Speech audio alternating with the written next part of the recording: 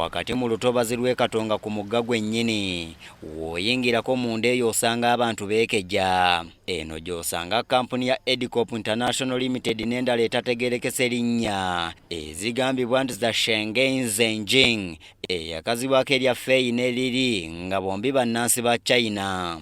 Kampuni zino zombi zeenyigira mu kujjuza olutobazi naddala okuliraana Katonga era ne bazibikira omugga basobole okusima omusenyu. Edcorp International Company Limited yaweebwa layisinsi ya myaka 5 balina okusima omusenyu ku yiika ezikunukkiriza mu nnya zokka. Wabula bano baava ku kyabaweebwa ne bayingirya olubalama lwa Katonga kumpi yiika ezisoba mu 40 bwe kityo ne bamenya endagaano.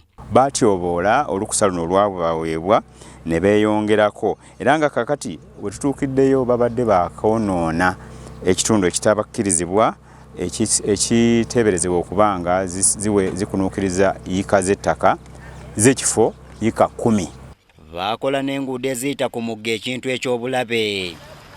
Kati nno wano wadde bajjuzza ettaka mu lutobazi basobole okuyitako okuba nga beeyongera mu mazzi basimeyo omusenyu. Mu kifo kino tusanzeemu tulakita ezisima, weetiiye, loole ezisomba, jenereeta n'ebirala.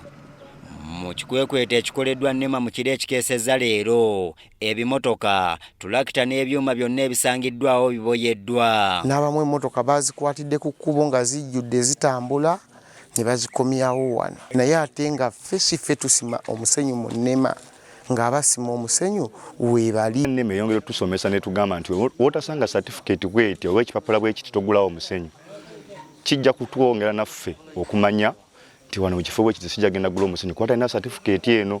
Then we banankwatira wala wonna awatali certificate nja kubeera mumativu ku ekyo. Naye ku kino tusaba NEMA eyongera otusomesa kubanga bizinesi gye twayingira tetugenda givaamu kati tuli bakozi mu yo tugyenyumirizaamu kubanga famire zaffe kwe zirya.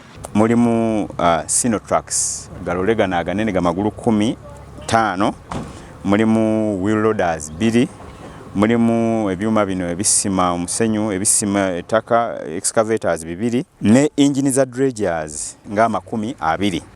Bannansi ba China 9 nabo bakwatiddwa ne batwalibwa ku kitebe kya NEMA. Abakwatiddwa bano bagenda mu kibuga ku NEMA head office nga bwe tugezaako okukola ku bintu 2. Ekisooka tutandise fayiro yaabwe tugikolako.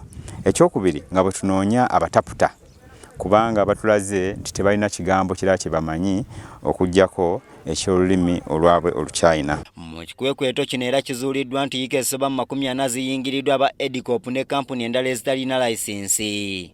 Bateeka ettaka mu kitundu muno, tebalina lukusa lwonna naye bateeka ettaka mu kitundu muno ne bagenda ne banyigiriza n'omugga gwaffe Katonga.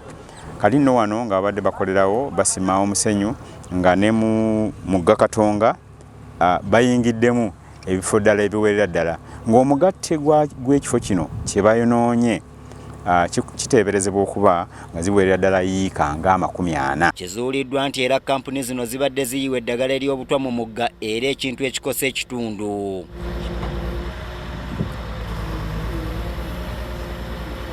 Waliwo n'ebyuma bye baamala galekaawo nga byonoonese ne bisuulibwa mu mugga era nga nakyo kya bulabe. Abakwatiddwa bakusimbibwa mu mbuga z'amateeka ng'okunoonyereza kuwedde.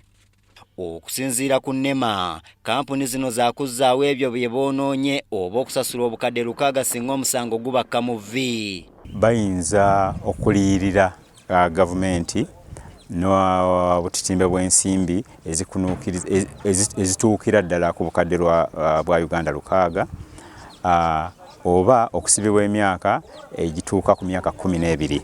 Okusima omusenyu mu bumenyi bw'amateeka kikontana n'etteeka ly'obutonde erya 2019 akawaayiro aka 5. Nze Andrew Sebbira ne Susan Nawonga, Katonga.